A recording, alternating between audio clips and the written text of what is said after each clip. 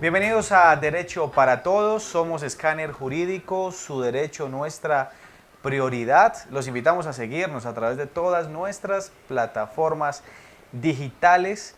Estamos en el diario de Lotún, piso 9, oficina 902, en todo el centro de la ciudad de Pereira. Hoy en Derecho para Todos tenemos un invitado muy especial. Está con nosotros el secretario de Educación de la ciudad de Pereira, el doctor Leonardo Huerta. Ha sido muy amable, muy gentil por aceptar nuestra invitación, por estar aquí con nosotros. Doctor Leonardo, ¿qué tal? Bienvenido. Gracias, Antonio, y gracias, Johnny, a todo el equipo de Escáner Jurídico aquí en el 902 del diario de Lotún. Muchas gracias a ustedes por esta invitación, la amabilidad de ustedes por tenerme aquí hablándole a la ciudad sobre temas educativos. Bueno, usted es un hombre académico, ¿no? Vinculado a la academia, ahorita como secretario de Educación. ¿Qué tal la experiencia en estos ya 8 meses de posesionado? Muy bien, lástima que nos tocó una época muy difícil en todos los sectores. Nos tomó por sorpresa el coronavirus. Un domingo estábamos todos en la casa y salieron unos decretos que al día siguiente nos imposibilitaba salir de la casa. Las personas se quedaron sin cómo ir al trabajo, las personas no pudieron ir a la escuela al día siguiente, el que tenía que ir a hacer una diligencia no la pudo hacer, el que tenía una cirugía programada, todo el mundo se tuvo que quedar confinado. Esto hizo que nos tuviéramos que reinventar en materia educativa, como se tuvo que reinventar la medicina, el trabajo, el deporte, las relaciones familiares. Nos tocó reinventarnos como sociedad y el sector educativo no fue lejano a esta necesidad de adaptarnos a la no presencialidad. No ha sido fácil, nos ha tocado ajustar calendarios académicos, metodologías didácticas, pedagogías, herramientas, formas para educar a nuestros niños y niñas, pero hemos hecho todos los esfuerzos para que la educación, a sabiendas que durante el año 2020 no podemos tapar el sol con un dedo, no podemos negar que la calidad educativa se ve sacrificada durante este año, pero la obsesión del gobierno de la ciudad y de la Secretaría de Educación es mantener el servicio educativo y garantizar el derecho fundamental a la educación. Así las cosas, hemos puesto todas las herramientas al alcance de la educación, no solo virtual, porque no se trata de hablar de educación virtual cuando tenemos unos altos indicadores de desconexión, de no acceso a la conectividad por parte de muchos hogares. Hemos usado guías, herramientas, hemos utilizado cartillas, le hemos dotado a algunas instituciones educativas de impresoras, fotocopiadoras, resmas de papel, hemos llevado la alimentación escolar a las casas de los estudiantes, hemos usado las 2 emisoras de Pereira, tanto Pereira al Aire como la Remigio Antonio Cañarte, para que sirvan de soporte a las guías y a las cartillas que se entregan. También hemos fortalecido la conectividad y próximamente vamos a estar entregando alrededor de 2.500 dispositivos para que nuestros estudiantes se sigan educando desde la casa. Gestionamos 1.750 computadores con el programa de computadores para educar del Ministerio de las TIC y se los entregamos a las instituciones educativas para que ellos se los presten a los estudiantes durante esta pandemia. No ha sido fácil, pero con el gran apoyo de los docentes llenos de pasión que trabajan día y noche por la educación y se adaptan a este nuevo modelo educativo, los directivos docentes, el personal administrativo y el equipo técnico de la Secretaría de Educación, hemos avanzado hacia continuar con una educación que garantice este derecho fundamental tan importante. Doctor Leonardo Huerta, vamos a explicar a los ciudadanos cómo ha sido ese cambio de educación presencial a educación virtual en la ciudad de Pereira. ¿Estábamos preparados? ¿Cómo lo han asimilado los jóvenes, los padres de familia, los docentes? Usted como líder de la Secretaría de Educación en Pereira, ¿cómo ha visto ese tema? ¿Cómo se ha ese paso, educación presencial a educación virtual? Antonio, lo primero es aceptar que nos tomó por sorpresa, porque fue de un día para otro. El virus invadió el mundo y nos obligó a confinarnos. Y la educación estaba diseñada con un modelo presencial en las aulas. Tener que migrar hacia una educación no presencial, que yo insisto, yo no la llamo educación virtual, porque hoy más de la mitad de los hogares no tienen acceso o al dispositivo o a la red para conectarse de manera virtual. En algunos hogares incluso, los más afortunados, cuentan con un computador y algún celular. Pero ese solo computador, si vemos que tenemos 3 hermanitos estudiando y de pronto un papá haciendo teletrabajo o una mamá, es insuficiente la capacidad que tiene de conectarse a dispositivos y de disponer de dispositivos para poder hablar de educación virtual. Aquí la educación es no presencial. La educación se hace, por ejemplo, en la zona rural con cartillas y guías. Los mismos profesores diseñan sus guías y sus cartillas de acuerdo con los lineamientos de la Secretaría de Educación, imprimen las cartillas y las guías, sacan fotocopias, la Secretaría de Educación ha dotado algunas instituciones educativas con esas fotocopiadoras y esas guías impresas se le entregan a los estudiantes.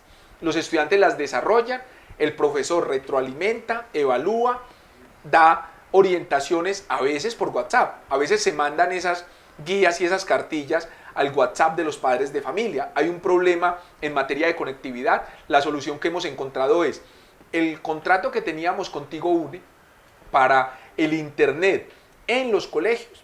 Vamos a modificar ese contrato en el transcurso de la próxima semana, vamos a empezar a entregar conexiones a través de SIM card y a través de conexiones en el hogar, para que esos recursos que se invertían en el internet de los colegios hoy migre hacia internet en los hogares y en los estudiantes.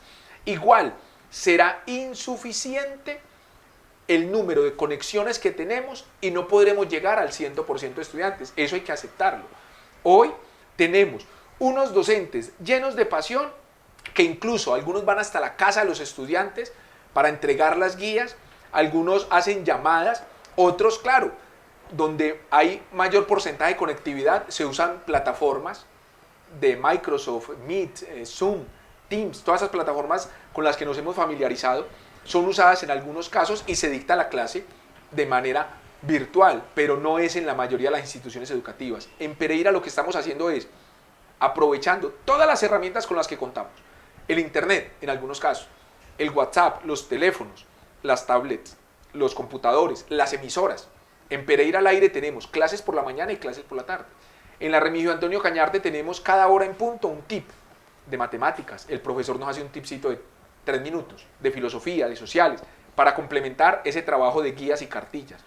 Se están entregando cartillas y guías completamente gratis, pero también se está usando la televisión a través de los canales nacionales de interés público y del canal Telecafé, e incluso la emisora de la Gobernación con sus clases de la Secretaría Departamental también nos ha servido. Aquí lo que estamos es haciendo una sinergia para garantizar el derecho fundamental a la educación a pesar de no tener la presencialidad, porque el modelo como lo teníamos diseñados y como estudiamos usted y yo, Antonio, era yendo a la clase, sentándonos, el profesor nos daba una clase, interactuábamos con nuestros amiguitos, nos dejaban la tarea, la hacíamos en casa, volvíamos al colegio y ese modelo nos lo cambiaron, no solo en preescolar, primaria, secundaria, también en la universidad.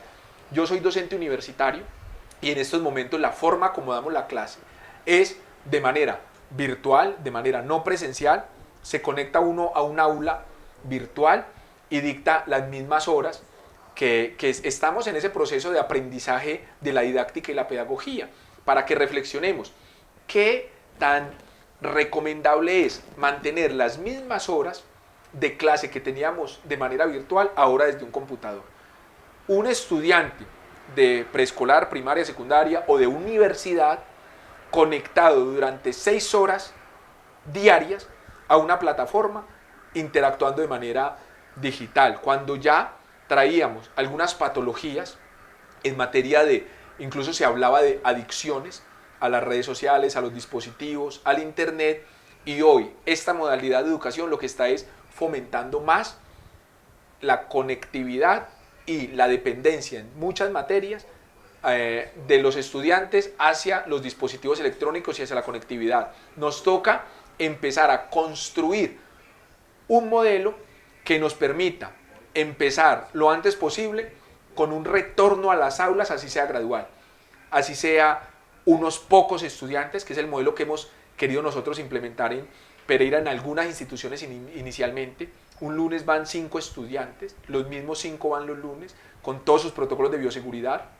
desde la evaluación en casa, con quién vive, si vive con abuelitos, si vive con enfermos que tengan algún riesgo grave por el coronavirus, el transporte, el traslado de esos 5 niños, cómo se va a hacer, si en carro particular o se le pone un microbús en el transporte escolar para que solo transporte a esos 5 niños y a ninguno otro.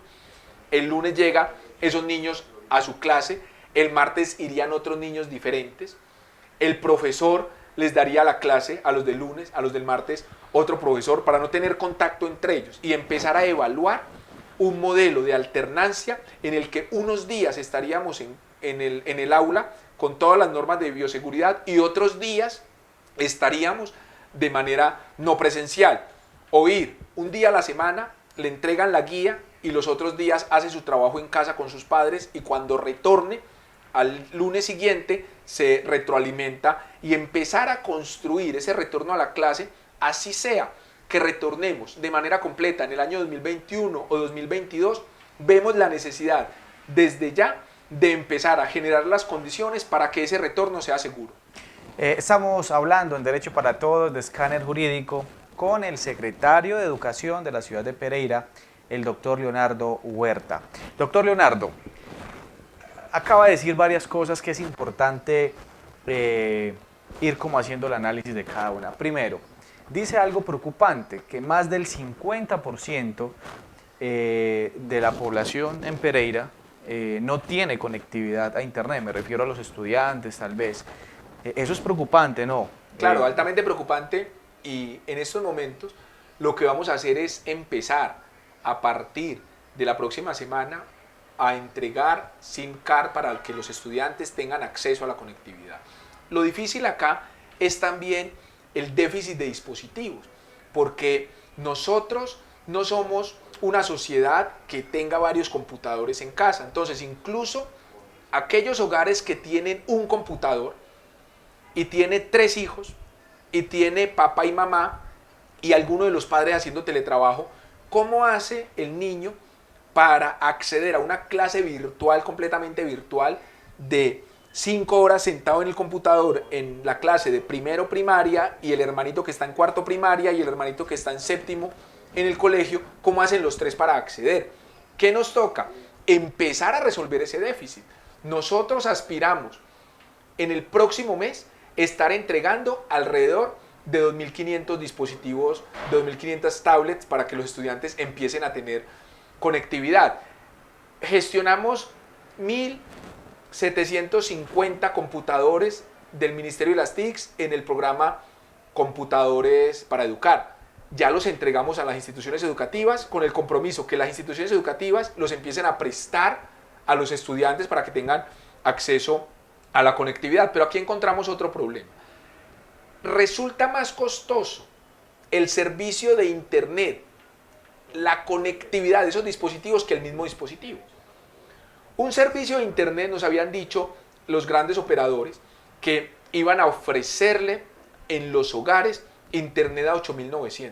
Nosotros nos pusimos en la tarea de llamar a todas las empresas de internet para que le permitieran a Pereira acceder al servicio de internet a 8.900. Financiado por el municipio. Claro, para pagar en la Secretaría de Educación esos 8.900 al menos a 10.000 estudiantes.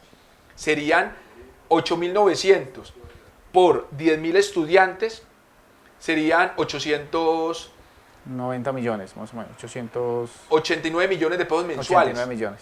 Por 10 meses, 890 millones de pesos. Cuando uno tiene una cifra de 890 millones de pesos para internet de 10.000 estudiantes, uno prioriza contratar esa conectividad. Pero lo que nos dijeron las empresas es que vale 8.900 el internet, pero que tienen que empaquetarlo con 12.000 pesos la telefonía fija y con 18.000 pesos la televisión por cable. Y al empaquetar eso, llega uno a 32.000 pesos más o menos con el IVA, un plan normal básico. Y si esos 32.000 pesos los llevamos a 10.000 estudiantes por 10 meses, pues ya se vuelve 3.200 millones de pesos, insostenible con 3.200 millones de pesos.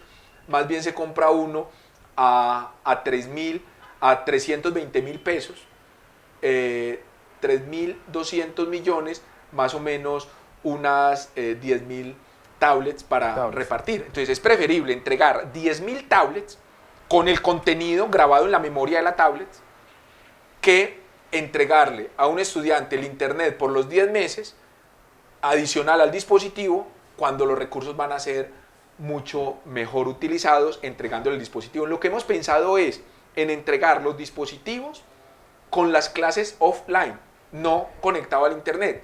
La tablet tiene una memoria de 32 gigas, tiene una memoria de 32 gigas y en esa memoria cabe mucha información.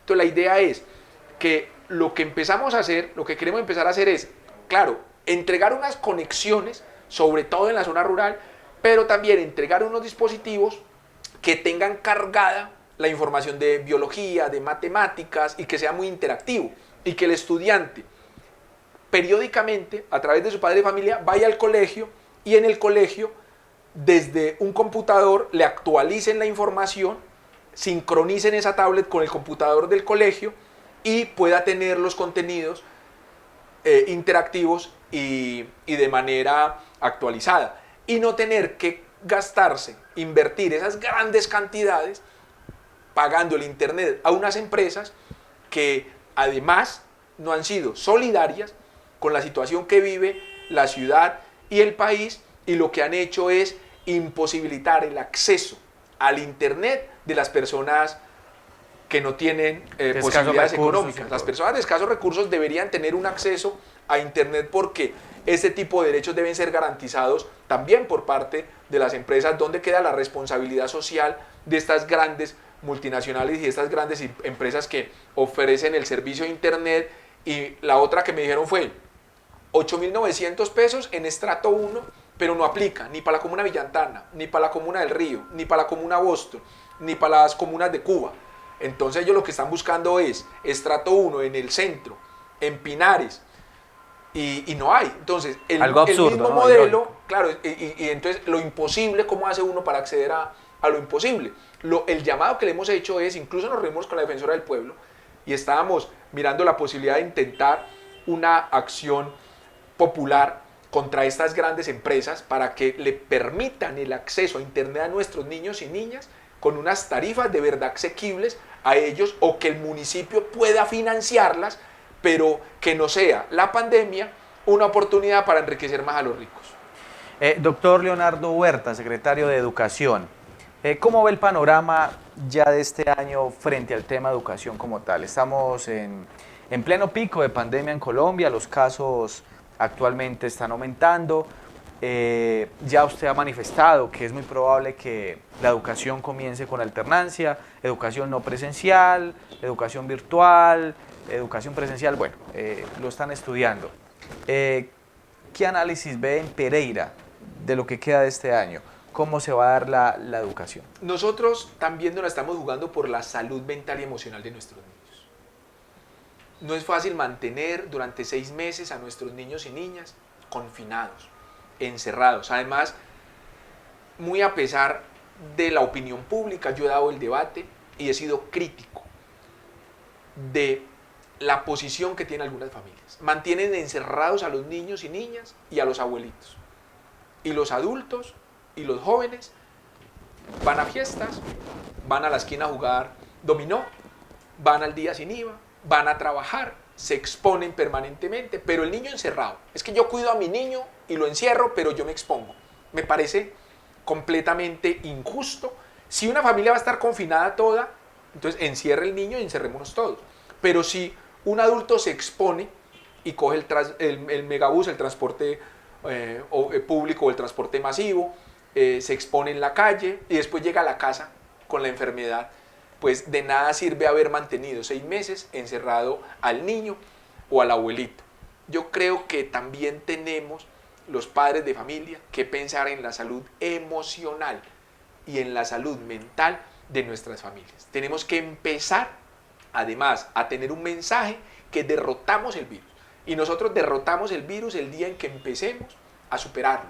Y lo superamos cuando, con todas las normas de bioseguridad, empezamos a permitir una vida social que garantice la salud mental y la salud emocional. yo reflexiono. En Pereira están abiertos los restaurantes. En Pereira están abiertas las iglesias. O sea, las personas pueden ir al templo a orar un domingo, pero un niño no puede ir un día a la semana a estudiar con 5 o 6 amiguitos, con todos los protocolos de bioseguridad y con un profesor, bajo una premisa: nadie estará obligado a ir a clases. No me pueden obligar a ningún estudiante, ni me pueden obligar a ningún profesor o a ningún directivo o a un padre de familia a que envíe a su niño. Siempre va a ser ese retorno voluntario. Pero si usted tiene un hijo y usted considera que ese hijo puede ir a clase y usted quiere enviarlo al colegio y el profesor quiere ir al colegio y usted vive con su esposa y no tiene ninguna enfermedad y no tiene ningún riesgo mayor y creen que el niño lo mejor para él es volver, ¿por qué le voy a prohibir a usted, a su familia, al profesor y al niño que vayan a clase? Así como el 90% no están de acuerdo en volver, ¿por qué no podemos nosotros, con ese 10% que sí quiere volver, permitirles ese retorno, pero con un acompañamiento que nos garantice que el retorno sea seguro? Le voy a poner un ejemplo, Antonio. En la institución educativa Hans Drexler hay una sede que se llama el Congol. Son 12 niños que estudian en el Congol, en la modalidad de escuela nueva. 12 niños en un solo salón. Ahí están los niños de primero, de segundo, de tercero, de cuarto y de quinto. Los 5 grados están en ese mismo salón con 12 niños. La profesora vive ahí mismo en la escuela. En la cancha viven los niños alrededor de la cancha. Y casi todos los días los niños juegan y están en permanente contacto esos niños. ¿Por qué no podemos nosotros permitir que al menos esos niños, si hay 8 papás que quieren que vayan y les permiten que vayan, habrá 4 que no? ¿Por qué no podemos hacer que esos 8 niños vayan al salón, tengan educación presencial, les dotemos de un lavamanos dentro del salón para que se laven las manos cada 2 horas, les ponemos mascarilla, les ponemos tapete, les ponemos elementos de bioseguridad como los que tenemos acá, y empezamos a generarles una cultura y una disciplina del distanciamiento? Aquí nos dicen, es que los niños no tenemos, me dice la gente, parten de una premisa, además falsa, no tenemos disciplina nosotros, menos van a tener disciplina los niños, dice la gente. Pues yo le digo que mi hijo es el primero que me dice: papá, ponte el cinturón de seguridad, y tiene 5 años.